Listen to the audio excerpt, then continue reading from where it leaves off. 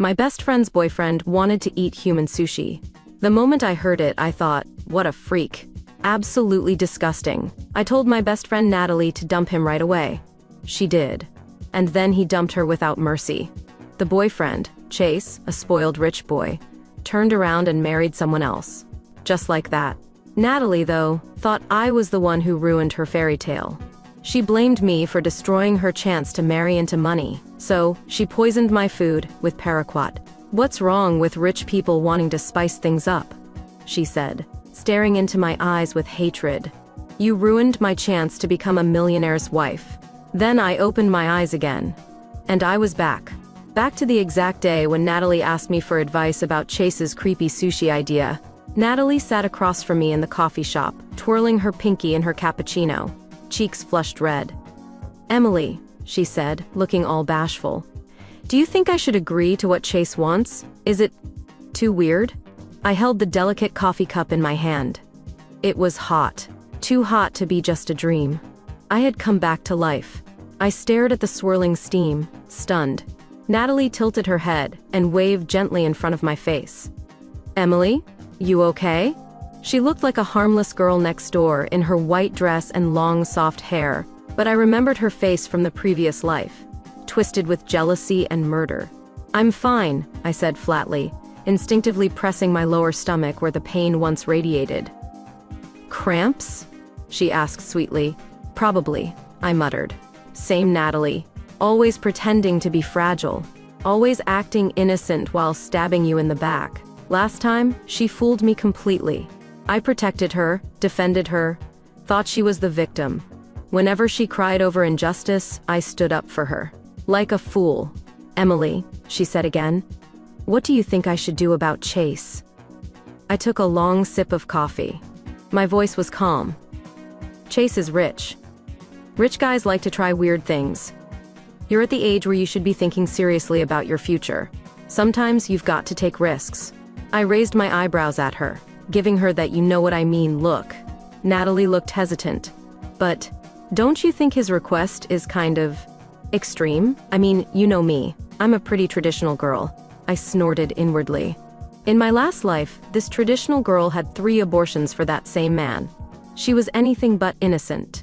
"Well," I said lightly, "if you two are serious, you'll end up being totally honest with each other anyway. Might as well get used to it now.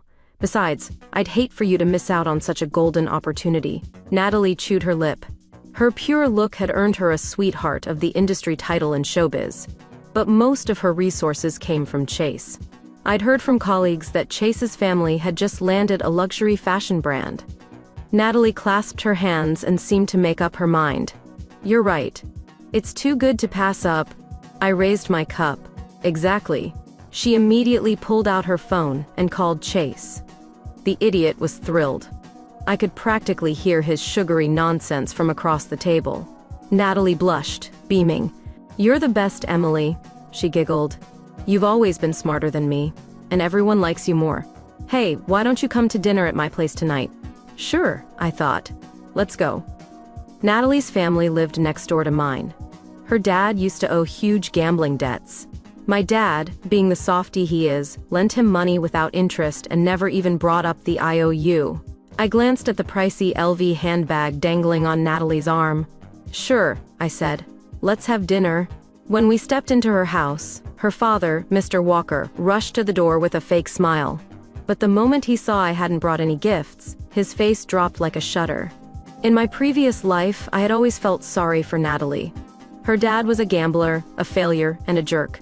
So every time I visited, I'd bring armfuls of groceries, treats, and nice things to keep his dignity intact. Eventually, no one remembered my kindness. They just assumed I was supposed to do that.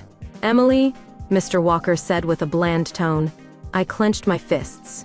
In my last life, after I died, my soul floated above and witnessed everything. I watched as my parents broke down in grief, wailing uncontrollably. My mom grabbed Natalie's arm, her face pale with disbelief. "Natalie, you were her best friend. How could Emily suddenly take her life? She was always so strong, so full of hope." Natalie just kept shaking her head, tears streaming down her face. "I'm sorry, Auntie. I can't say My parents thought she knew something, maybe the truth. They pushed her, desperate for answers. Please, Natalie.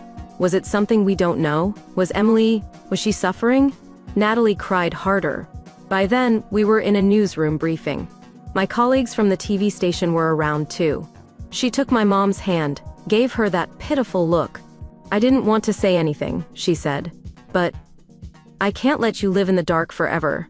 Emily made human sushi for her boyfriend, she said slowly. And she had 3 abortions for him. When he dumped her, she lost her mind. That's why she poisoned herself. My mom collapsed. What's human sushi? Someone whispered. A young colleague pulled out her phone and looked it up. Her eyes went wide. Oh my God. Emily really was freaky. She looked so normal, someone else said. And 3 abortions? That's cold. Each word hit my parents like a hammer. My mom shoved Natalie away, screaming. Liar, my daughter wasn't like that. She's gone. Why are you still smearing her name? My dad gasped and collapsed on the spot. The room fell into chaos. And Mr. Walker? That smug bastard came over with a fake look of pity. Tisk, tisk. Who knew your daughter was like that? My daughter's an angel. She never lies. Thank God your girl's dead. Otherwise she'd have corrupted my Natalie. I floated there, powerless, screaming in rage. But that was last life. This time, I came prepared. Back at their house, Mr. Walker squinted at my purse, eyes greedy. Didn't your dad get some fancy tea recently? You were gonna bring me a bag? I smiled coolly and pulled out something else, a piece of paper. Actually, Uncle, I said, I brought something better. His face lit up, until he saw the IOU. Time to pay back what you owe my family. His face twitched. You can't be serious. That's between your dad and me. You're just a kid. Don't stick your nose in adult matters. Natalie pulled my sleeve gently. Emily, are you okay? Maybe you're in a bad mood today. She tried to take the IOU from my hands. I'll hold on to this, she said sweetly. I smiled and pulled it back. Natalie, you're my best friend, I said calmly. That's why I can't let your dad keep freeloading like this. I know how much you want a better life. If your dad repays what he owes, I'll give half to you. Call it your rainy day fund. Natalie froze.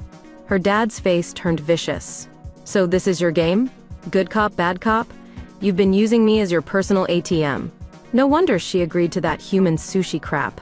Then, right in front of me, he lunged and yanked Natalie by the arm. Who the hell is Chase? I didn't raise you to marry some broke loser. Now you're teaming up with outsiders to blackmail me? Natalie trembled. I stepped in, shielding her, just like I always did. Chase is the heir to the Chase Group, I said coldly. Natalie isn't doing anything wrong. Mr. Walker paused. His greedy little eyes lit up. The Chase Group? The real estate guys? Natalie nodded quickly. I patted her shoulder. Don't cry, Natalie. You're in love. You're making your own decisions. It's the 21st century. Your dad doesn't get to control your life. Mr. Walker instantly changed his tone. Oh, come on now. I'm not some monster. I raised Natalie on my own since her mom passed. She's my treasure. I'd give her the stars if I could. Emily, about that debt, don't worry, I'll repay it soon. No need to get worked up. He turned to Natalie. And Emily didn't bring anything today, so let's not force her to stay for dinner, all right? Natalie gave me a pleading look. I smiled and stood up. Natalie, you've got a bright future ahead. Chase is a great catch. I'm truly happy for you. I'll leave you two to enjoy your evening. The old door slammed shut behind me, but their walls weren't thick enough. Through the crack, I heard it. A loud, sharp slap. You little bitch. I raised you, and now you're turning your back on me, running off with some rich prick? You think I'll ever let you go? I own you. I'm your father.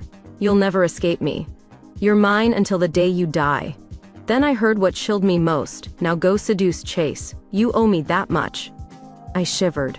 No wonder I always felt something was off about the two of them. As I walked home, I saw my mom coming back from the grocery store, bags of vegetables in her hands. Mr. Walker's yelling had quieted down a bit. I couldn't hear the exact words anymore, but it still made my skin crawl. Mom looked toward their house with concern. Is Mr. Walker drunk again? He better not be hitting Natalie. That poor girl. She started toward their door. I quickly grabbed her arm. Mom, don't. It's their business. We shouldn't get involved. She gave me a confused look. You always stood up for Natalie. Why the change? I wrapped my arm around hers, snuggling up like a spoiled child. The scent of her laundry detergent made me feel safe. I'm just hungry, Mom, I said playfully. Can we have your braised pork tonight? She laughed. You big baby. Of course. When we got home, Dad was in the living room, reading the paper. He looked up when we came in and took the groceries from Mom. Ah, my two favorite girls are home. Come sit on the couch and relax. Tonight, Dad's cooking. I stared at the peaceful scene. My kind, loving parents, the simple warmth of everyday life. It felt like a dream. My eyes welled up. My parents were both college professors. They had always treated everyone with kindness and generosity. They never thought about moving, even though we had enough savings, just because they liked the community. This life, I promised myself, I would protect them. I went into the kitchen with Dad. He stopped chopping vegetables and turned to me. Emily? Is something wrong? I pulled the IOU from my bag and handed it to him. He was surprised. This is Mr. Walker's debt note. Why do you have this? I went to ask him for the money today, I said quietly. He blinked. But I thought you and Natalie were best friends, and their families always struggled. He raised her alone. There's nothing noble about gambling away your life, I said firmly. Dad, I know you're kind, but we shouldn't be guilt-tripped into supporting people like him. He sighed. We've been neighbors for so long. I just wanted to help where I could. I looked him in the eyes. Then let's move. Please? Move? He repeated, startled. Emily, are you in some kind of trouble?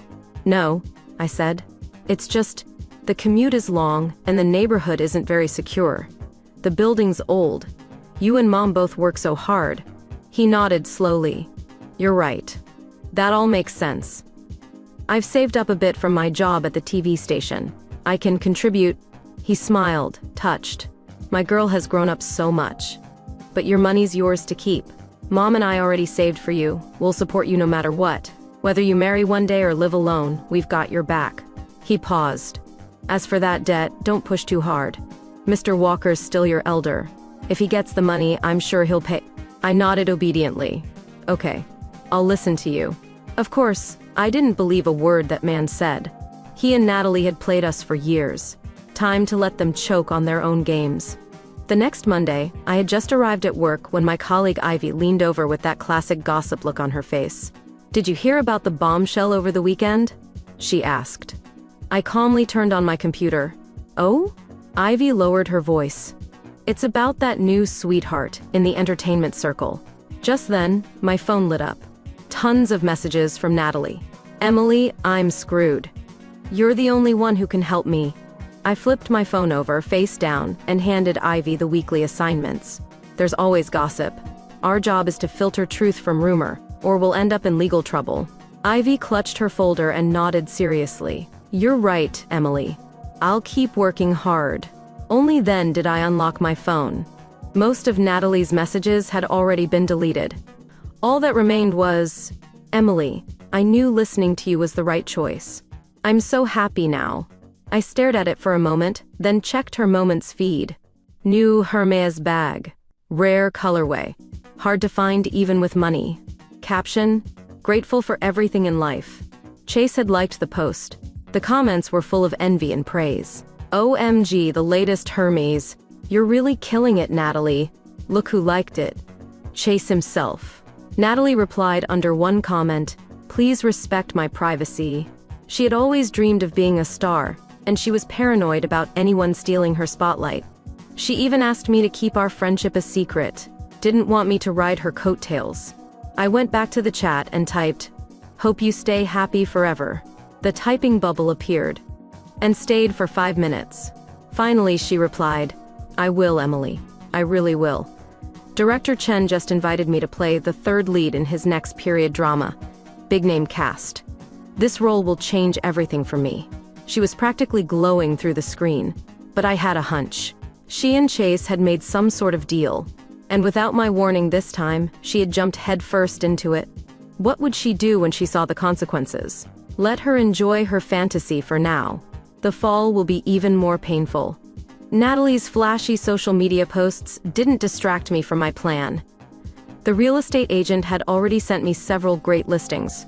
After work, I took Mom and Dad to tour a few properties. We ended up choosing a newly renovated condo near the city center, with top-tier security. Dad looked at me, confused. "So we're moving this fast?" I clung to his arm, pouting. "Of course. We've already bought the place. I'm not spending another day squishing onto the subway." He nodded. "My baby girl shouldn't be stressed out commuting." He glanced at the old house. "Still, we've lived here so long. We should at least invite the neighbors over for a goodbye meal." I faked hesitation. "You're right, but think about it, Dad. Our neighbors are already working so hard. If they know we're moving, they'll feel obligated to bring gifts. That's just extra stress for everyone. Especially Mr. Walker. He's barely getting by. It'd be another burden. So why not move quietly? Let the movers come on a weekday, no big announcement. After we've settled in, we can invite people over, when everyone's free and relaxed." I knew Dad would always choose kindness, and I was ready with the logic to nudge him. He finally nodded. "Okay, sweetheart. You've thought it through. I'll go with your plan." Meanwhile, Natalie seemed to be living in her own golden cage. Every day, her feed showed off a new luxury good. But for the past week, she'd gone radio silent. Until just now. "Emily, 8 p.m. tonight. Shangri-La Hotel, Suite 1302. I've got amazing news to share. You're my best friend. You have to come."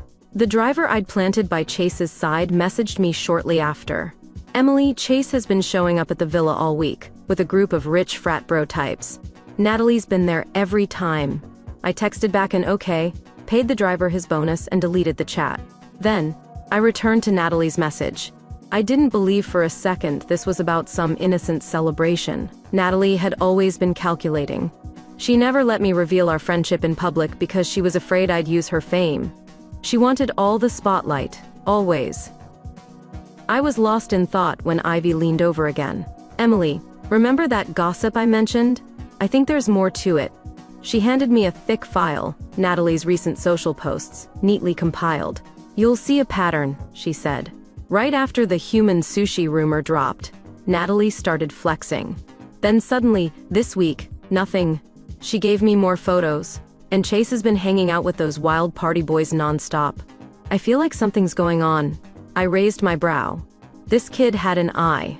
Too bad I wasted 2 nights writing that interview draft, I muttered. All about her pure girl image. If it collapses, we'll have to redo everything. I cracked my knuckles. Girls like her fall fast. Think they found Prince Charming. Can't wait to throw themselves in. I turned to Ivy. "You haven't done an exclusive story yet since joining Team A, right?" She looked nervous. "No, but I'm trying. Please don't give up on me." I smiled. "I'm not." I adjusted her glasses on her nose. "Get ready. Your first exclusive's coming. In my last life, during the media storm after my death, everyone turned on me, except Ivy. She'd only been on staff a year, but she stood in front of my parents and shouted, 'Don't believe it, there's no proof.' We're journalists, we deal in facts." I had never forgotten that. Back in the present, Ivy clung to my arm.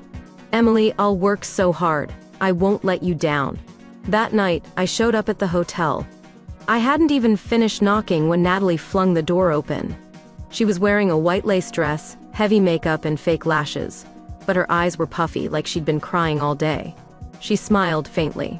"Emily, I knew you'd come." She clutched my hand hard, like she didn't want me to run. All white dress, red lips, fake tears. Before, I'd feel bad for her.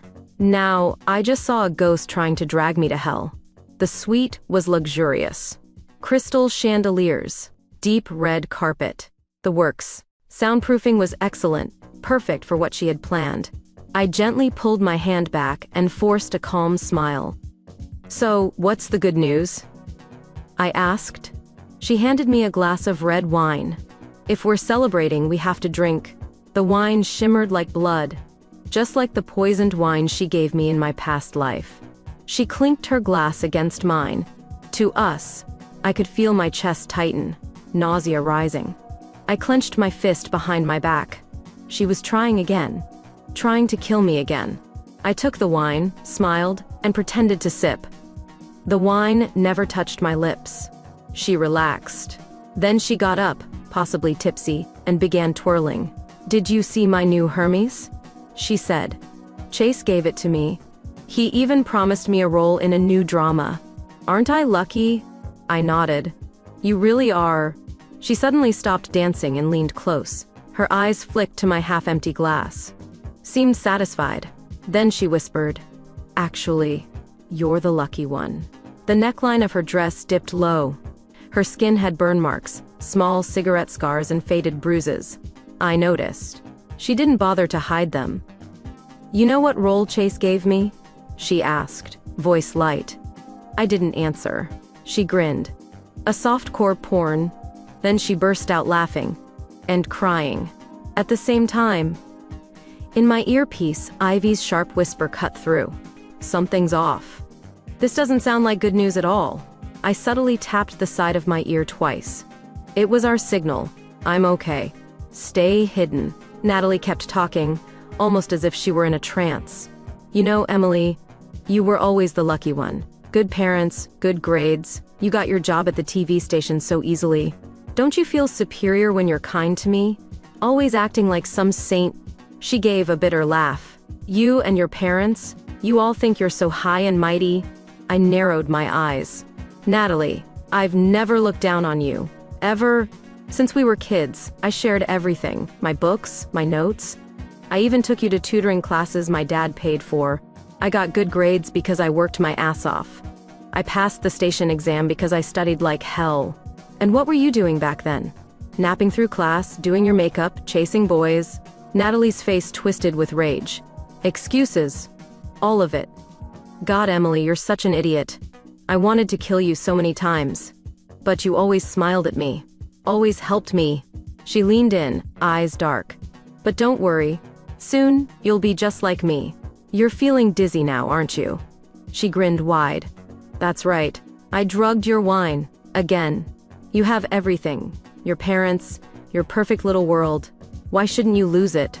I wobbled slightly, hand on my forehead. "What did you do?" She laughed. "Relax. It'll all be over soon. Chase said I should introduce him to some of my good friends. And you, Emily, you're my best friend." She opened her phone and sent a message. I immediately double-tapped my earpiece again. Emergency code. Within moments, the suite door opened. Chase strolled in, smug and arrogant, followed by 7 or 8 other rich young men. All of them grinning like they were at a frat party. Natalie stood tall, her smile twisted into something terrifying. But before the door even closed, there was another knock. A team of police officers stepped into the room, badges raised. "We received a tip. This location is suspected of hosting illegal adult activities involving multiple parties." Natalie quickly stepped forward, voice trembling in faux innocence. "Officers, there must be some mistake. We're just here discussing a film project." Before she could finish, a short, greasy man pushed into the suite. Everyone froze. "Mr. Walker," Natalie's face went completely white. He marched over and slapped her across the face. "I raised you for this? To be a whore? You told me you were marrying rich." The room exploded in chaos. Officers tried to maintain order. Spectators gathered in the hallway. Mr. Walker, eyes gleaming, took out his phone and started live streaming. "Everyone look. Look what these rich bastards tried to do to my baby girl." He pointed to Ivy, who was quietly observing from the doorway. "You, help us get justice. We're just poor folks. They tried to ruin my daughter. Only money can fix this trauma. They need to pay. Pay." His stream was shut down almost immediately. Natalie, Chase, and the others were all taken into custody. As the crowd cleared, Ivy rushed to me and threw her arms around my waist. "Emily, that was terrifying. I thought you were really in danger." I patted her head. My heart was still pounding, but I managed a weak smile. Natalie was vile, but Chase and his cronies were worse. I hoped the law would hold every single one of them accountable. I took a 2-week leave from work. It was summer, so I planned a vacation with my parents. a scenic tour of the Southwest. Ivy's exclusive report blew up. She stayed humble and professional throughout, and I could already tell her future in journalism was bright. But one afternoon, I received a call from the police. "Hello, is this Emily Summers?" "Yes." "Who's speaking?" "This is Officer Martinez from the LAPD. There's been an incident at your old address?" My chest tightened. The butterfly effect had begun. Natalie killed her father. Through security camera footage in the apartment hallway, the police reconstructed the event. They had a violent argument. He chased her through the hallway with a kitchen knife. She used a hidden key to open our old apartment door, trying to lure him inside. Chills ran down my spine. She wanted him to kill us. Thank God we had already moved. When he realized we weren't home, he went into a frenzy. Natalie, cornered, pulled a knife hidden in her dress and stabbed him. Over and over, the evidence was clear. She had been arrested and was awaiting trial. Before sentencing, she requested to see me one last time. I hesitated. But in the end, I agreed. There was a glass barrier between us. Natalie looked up, her face pale and exhausted. "I remember now," she said. "I remember everything." She laughed bitterly. "Thank God Chase dumped me. You knew this would happen, didn't you?" she asked. "You knew everything. You were my best friend. You helped me so many times, forgave me so many times. Why didn't you save me this time? Why didn't you stop me? You selfish bitch." I stared at her, calm and cold. "You never take responsibility," I said. "There's always an excuse, always someone else to blame. This was your choice. You brought this on yourself." She lunged against the barrier, screaming. Officers dragged her away. That was the last time I ever saw her. And finally, she was out of my life for good. As I walked home, I felt a peace I hadn't known in 2 lifetimes. The nightmare was over. That evening, my parents returned early from their trip, having seen the news. They didn't say much. They didn't need to. My mom held me and cried. "My sweet girl, you've been through so much." They didn't press for details, but I knew they understood enough. I hugged her tightly. "It's over now, Mom. It's really over. From now on, I'd live with purpose. I'd work hard, honor my parents, and protect my peace. Because I believed everything that happened was the best possible ending."